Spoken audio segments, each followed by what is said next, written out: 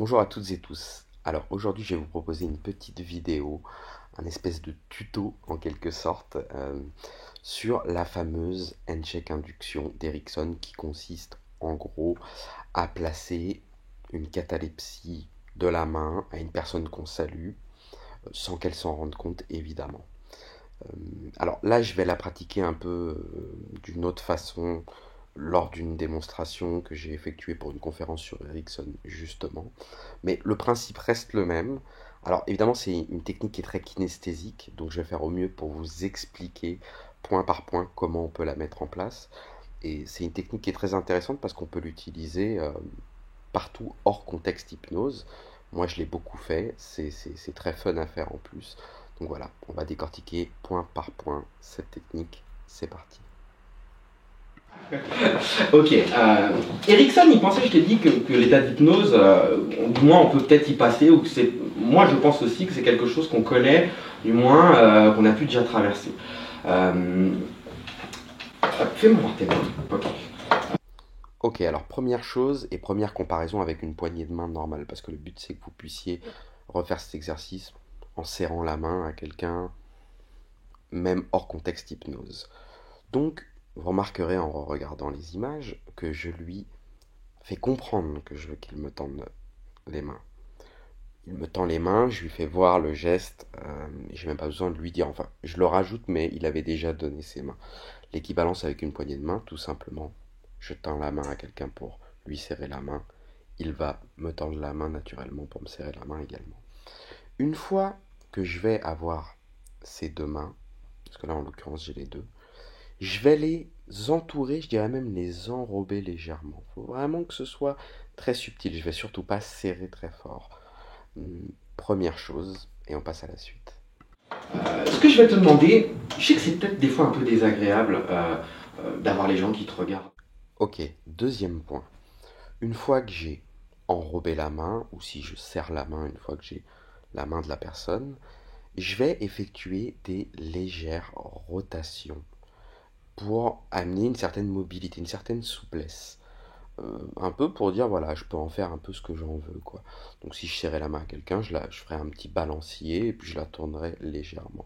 Important, pendant que je fais ça, je continue de lui parler et d'essayer de capter son attention au maximum pour qu'il oublie un petit peu ses mains. Évidemment, il faut que ce soit inconscient tout ça quand même.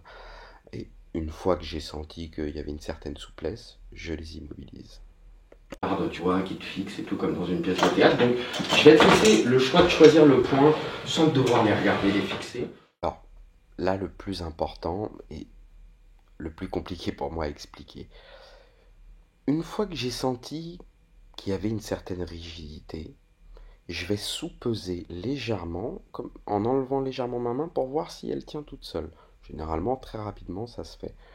Par exemple, avec la main gauche, j'ai tout de suite senti que le bras était plutôt rigide, qu'il y avait une certaine rigidité, donc j'ai enlevé ma main. Lorsque j'ai voulu retirer euh, sa main droite, là je sentais qu'il y avait un peu plus de souplesse, donc je vais continuer en laissant ma main en dessous à sous-peser. Et je vais mettre des légers à-coups, comme pour montrer, voilà, quand la main retombe, hop, je remets un petit push vers le haut, comme pour montrer, non, je veux qu'elle tienne. Évidemment, là, ça se passe vite, c'est très subtil. Mais en mettant des petits pushs comme ça, à un moment, vous allez sentir la main tient toute seule. Et à ce moment-là, c'est le signe que vous pouvez enlever la main, et le bras même, est rigide en catalepsie. Celui que tu veux. Tu vas choisir. Vraiment, tu as le choix sur le point que tu veux voilà, choisir pour être le plus confortable. Alors ça peut être quelque chose, n'importe quoi, et tu vas laisser tes mains. Et une fois que tu as fixé le point, ce que je te demande, c'est... Ok, donc là, on a ces deux mains et ces deux bras en catalepsie. Alors évidemment, là, je l'ai fait dans un contexte démo.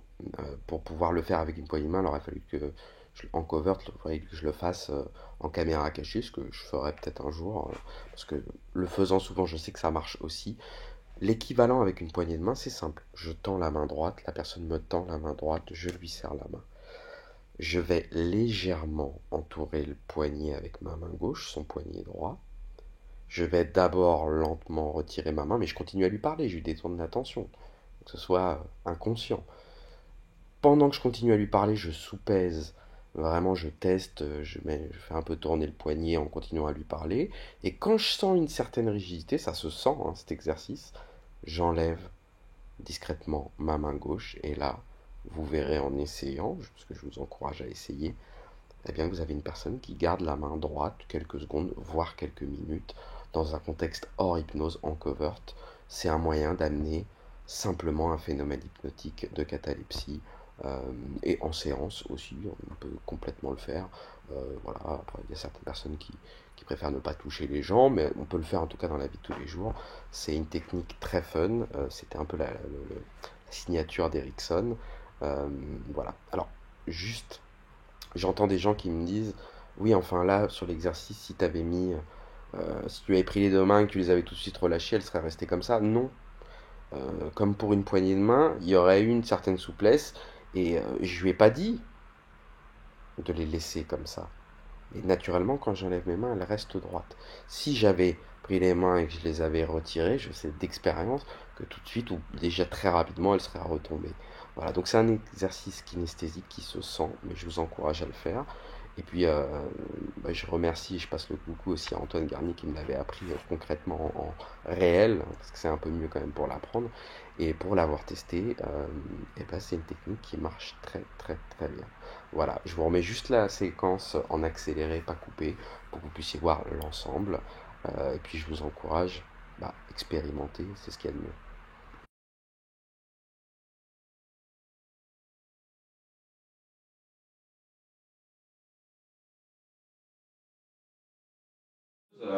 Du moins, on peut peut-être y passer, ou que c'est. Moi, je pense aussi que c'est quelque chose qu'on connaît, du moins, qu'on a pu déjà traverser.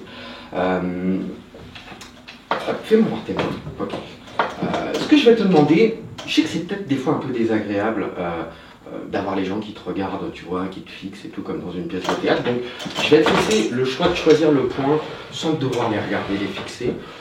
Celui que tu veux. Tu vas choisir. Vraiment, tu as le choix sur le point que tu veux, voilà, choisir pour être le plus confortable. Alors, ça peut être quelque chose, n'importe quoi, et tu vas laisser.